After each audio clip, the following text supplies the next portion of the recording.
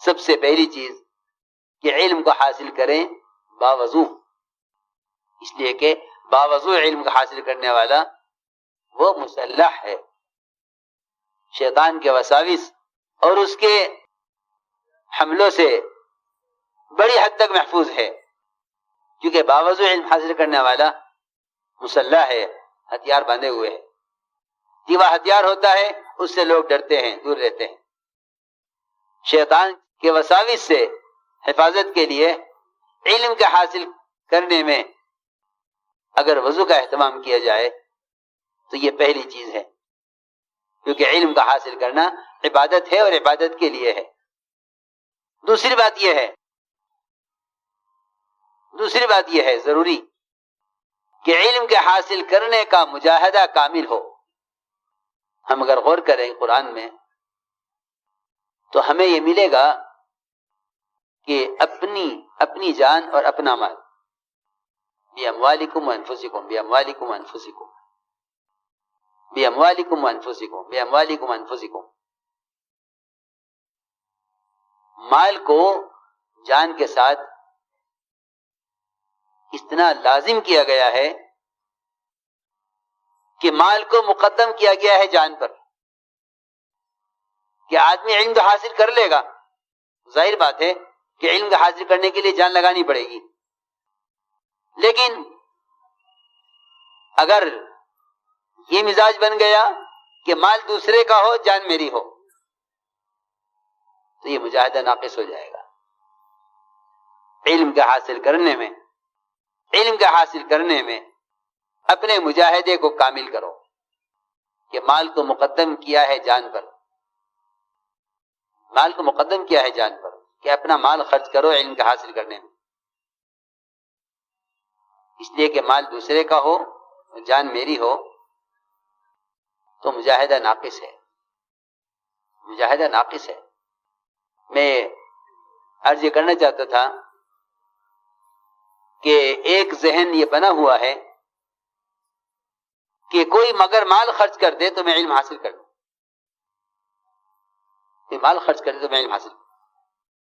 حالانکہ یہ علم تیری ضرورت ہے۔ آپ دنیا والوں کو دیکھیے کہ یہ ڈاکٹر بننے کے لیے، انجینئر بننے کے لیے، پروفیسر بننے کے لیے قرض لے کر، مقروض ہو کر، زمینیں بیچ کر کس کوشش سے یہ اپنے فنون میں ملازمت تک پہنچتے ہیں، آپ کے سامنے ہے۔ ڈاکٹر بننے میں اتنے مقروض ہو جاتے ہیں کہ کلینک پر بیٹھا ہوا ہے لیکن اپنے ڈاکٹر بننے کا قرضہ ابھی تک ادا کر رہا ہے۔ بڑے بڑے ڈاکٹر اپنے ڈاکٹر بننے کا قرضہ ادا کرتے ہیں، یہ چاہتا ہے کہ علم مجھے مفت میں مل جائے،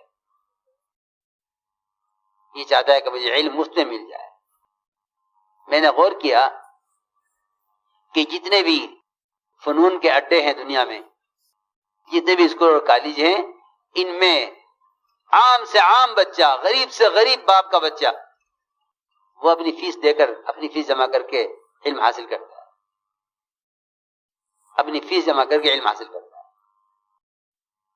لیکن بے شمار ایسے لوگ ہیں،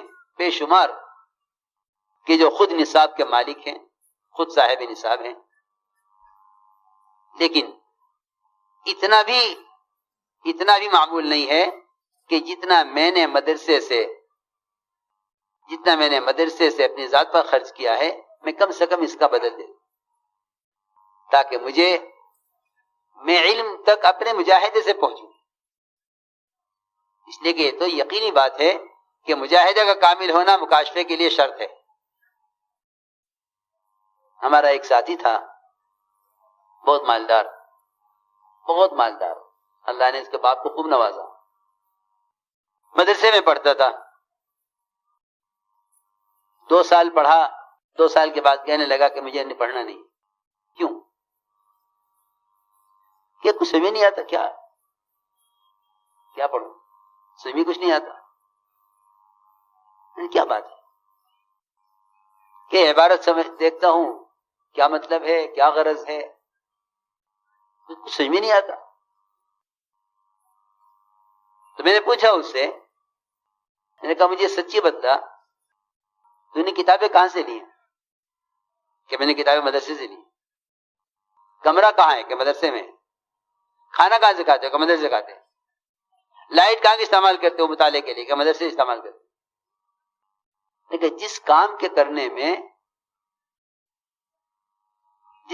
کرنے میں تیرے مال کا بذات خود خرچ کرنا نہیں ہے، تو اس کام کی حقیقت تک کیسے پہنچے گا؟ کیونکہ میرا ایک ذاتی تعلق تھا اس سے۔ ہم نے اس سے کہا کتابیں خرید لو، مدرسے کی واپس کر دو، یا کمرہ لے لو، یا اگر مدرسے کا قانون مدرسے میں رہنے کا ہے تو کمرے کا کرایہ زائد دے دو۔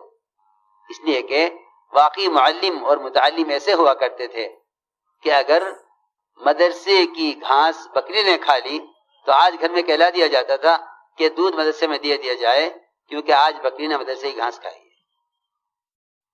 یہ معلمین کا معیار تھا۔ آج کا دودھ مدرسے میں دے دیا جائے، گھر میں استعمال نہ کیا جائے، سختی سے کہلوا دیا جاتا تھا۔ کیوں؟ ہمارا تو اسی پہ گزارا ہے کہ نہیں، آج دیکھا گیا ہے کہ ہماری بکری وہ مدرسے کے احاطے میں داخل ہوئی، اس نے مدرسے کا گھاس کھایا ہے، آج کا دودھ گھر میں استعمال نہیں ہوگا، مدرسے میں دے دو۔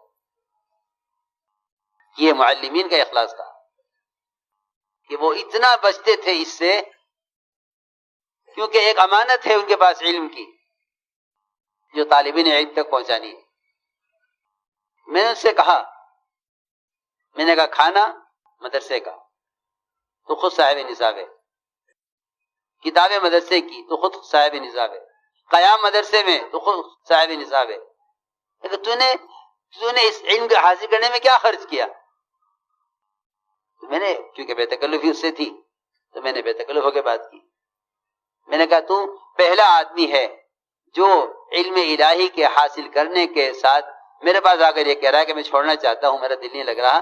میں نے کہا خدا کی قسم آج تک میرے پاس کسی کالج کا طالب فن یا کسی اسکول کا بچہ آج تک نہیں آیا کہ دعا کر دو میرا پڑھائی میں دل نہیں لگ رہا ہے اور میرے کچھ سمجھ میں نہیں آ رہا ہے، اور آج تک کسی نے آ کر یہ نہیں کہا کہ دعا کر دو میں فارغ ہو گیا ہوں، میرے کچھ سمجھ نہیں آ رہا ہے، میں کیا کام کروں۔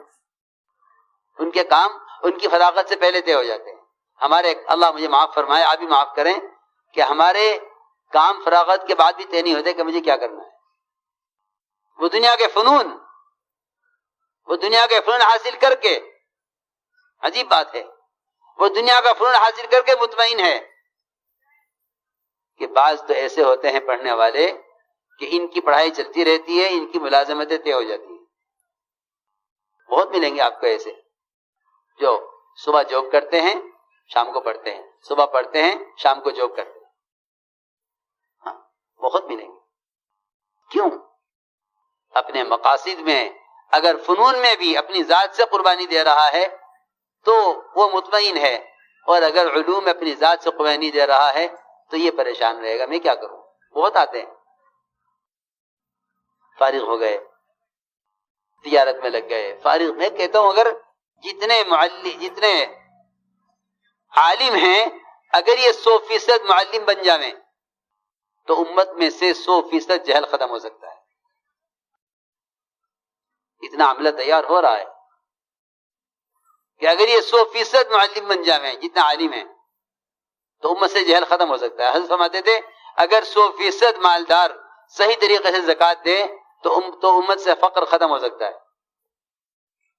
یہ مثال دے کے فرماتے تھے کہ اگر ہر غنی زکوٰۃ دے تو فقر ختم ہو سکتا ہے، اور اگر ہر عالم معلم بن جائے تو جہل ختم ہو سکتا ہے۔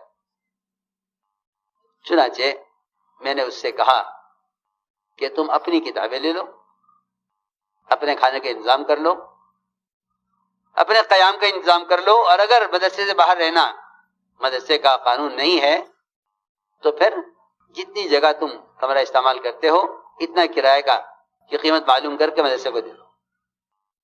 مجھے یاد ہے کہ 3 مہینے نہیں گزرے تھے، 3 مہینے مجھ سے آ کر کہنے لگا کہ میرا دل یہ چاہتا ہے کہ جو کچھ میں نے پڑھا ہے گزر گیا ہے، میں اس کو دوبارہ پڑھوں۔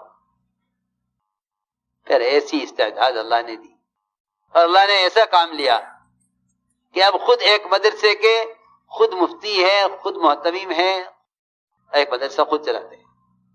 اللہ نے مال بھی دیا، اللہ نے علم بھی دیا. یہ ایک بنیادی چیز ہے کہ حصول علم کے لیے ہم اپنے مجاہدے کو کامل کریں، اپنے مجاہدے کو کامل کریں. کہ مجاہدے کا کمال یہ ہے کہ اپنی ذات سے علم پر خرچ کریں. علم کمانے کا راستہ نہیں ہے، علم خرچ کرنے کا راستہ ہے. لیکن ایک علم پر خرچ کرنا ہے، ایک علم پر خرچ کرنا ہے، ایک علم حاصل کرنے والوں پر خرچ کرنا ہے. اس زمانے میں علم سیکھنے والوں پر خرچ کرنے کا مزاج ہے.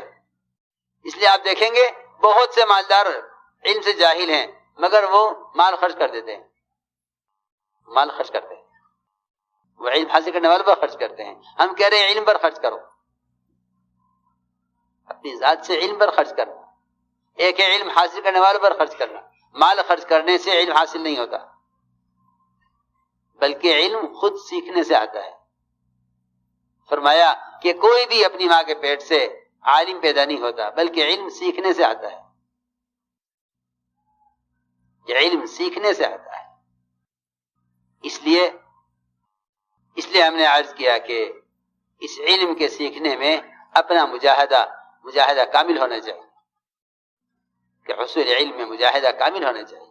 اور مجاہدے کا کمال اپنی جان اور اپنے مال کو خرچ کرنا ہے.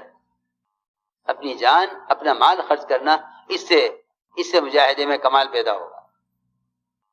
ایک ضروری بات یہ ہے کہ علم کے حاصل کرنے میں گناہوں سے اپنے آپ کو بہت بچایا جائے، گناہوں سے اپنے آپ کو بہت بچایا جائے. اس لیے کہ علم ہی ذکر ہے، علم ہی ذکر ہے، اس کا گناہوں کے ساتھ کوئی جوڑ نہیں ہے. لا یعنی باتوں سے اپنے آپ کو بہت بچایا جائے، کہ لا یعنی باتیں یہ دلوں کو علم سے اس طرح مردہ کر دیتی ہیں جس طرح ہنسنا دلوں کو مردہ کر دیتا ہے. لا یعنی باتوں سے اپنے آپ کو بہت بچایا جائے. لوگ سمجھتے ہیں کہ تشخیص اذہان کے لیے یا تھوڑا سا ہنسنا ہنسانا اپنے ذہن کو تازہ کرنے کے لیے، نہیں، اس کی کوئی گنجائش نہیں ہے شریعت میں کہ جھوٹ بولا جائے ذہن کی تشخیص کے لیے. اس کے ذہن کی تشخیص تو ہو جائے گی یا نہیں ہوگی، لیکن اس کا دل جھوٹ بولنے سے، علم کو حاصل کرنے سے بند ہو جائے گا. صحیح ہے فرمایا حدیث میں کہ صرف لوگوں کو ہنسانے کے لیے جھوٹ بولنے والا، فرمایا کہ یہ بھی جھوٹوں میں کا ایک جھوٹا ہے، جو صرف ہنسانے کے لیے جھوٹ بول رہا ہے، صرف ہنسانے کے لیے لوگوں کو. فرمایا یہ بھی جھوٹوں میں کا ایک جھوٹا ہے جو لوگوں کو ہنسانے کے لیے جھوٹ بول رہا ہے. معلم اور متعلم دونوں کو لا یعنی باتوں سے اس لیے روکا گیا تھا کہ علم ذکر ہے اور لا یعنی بات اس کی ضد ہے. علم ذکر ہے اور لا یعنی بات غفلت ہے، وہ ذکر نہیں ہے، وہ ذکر میں رکاوٹ بنے گی. بلکہ شداد ابن اوس رضی اللہ تعالی عنہ، شداد ابن اوس رضی اللہ تعالی عنہ جب سبق سے فارغ ہوئے تو یہ کہا طلبہ سے کہ لاؤ دسترخوان لاؤ، دل بہلا لیں. فرمایا ہاتھ السفرۃ نتعلل، لاؤ دسترخوان لاؤ، دل بہلا لیں. ماشاءاللہ طلبہ بھی ایسے، اور کیوں نہ ہو تابعین ایسے طلبہ. اتنی بات پکڑ لی کہ استاد صاحب آپ نے آج تک ہمیں جو کچھ پڑھایا ہے، آپ نے آج تک ہمیں جو کچھ پڑھایا ہے، ہم نے آج تک آپ کی زبان سے کوئی ایسی بات نہیں سنی جس سے علم کا، آخرت کا، دین کا کوئی فائدہ نہ ہو. ایسے میں نے آج تک کوئی بات نہیں سنی، آج پہلی مرتبہ آپ کی زبان سے یہ بات نکلی ہے. یہ آپ نے کیا کہا؟ اس سے کیا فائدہ ہے؟ اس سے کیا فائدہ ہے؟ شداد ابن اوس رضی اللہ تعالیٰ فوراً سمجھ گئے کہ ہاں مجھ سے غلطی ہوئی، مجھ سے غلطی ہو گئی. میرے عزیز دوستو، درس گاہ یہ تو عبادت گاہ کی طرح ہے.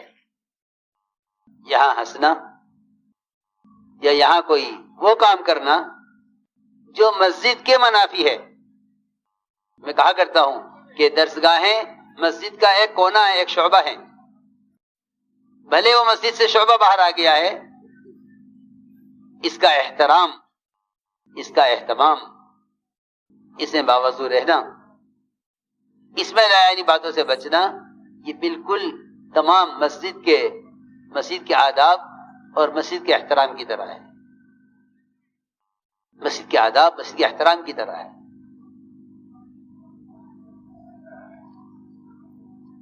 ایسے طلبہ تھے کہ طلبہ نے بات پکڑ لی، کہا کہ آپ نے ایسی بات کہی ہے جو ہم نے آپ سے کبھی نہیں سنی.